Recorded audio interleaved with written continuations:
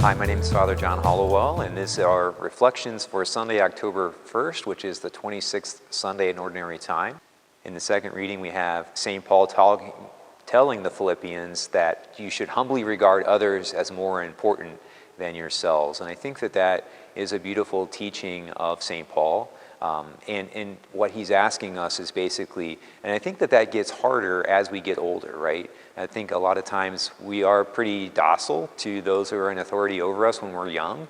But then as we get older and we get more set in our ways, that can become a lot more challenging to regard others as more important than ourselves. And so, again, I think that's a really challenging teaching from St. Paul that we all probably need to pay attention to. And then also, Jesus then talks in the Gospels about challenging and basically telling the Pharisees and Sadducees that tax collectors and sinners and prostitutes are entering the kingdom of heaven before them.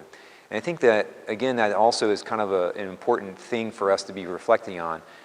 Are we proud? Are we suffering from pride that we think that others are lower than us? And I think, again, humility is one of the most important virtues because it's the antidote to pride. And so are we fostering and inculcating the virtue of humility in our lives? Are we actually thinking in our own minds and that other people are more important than us?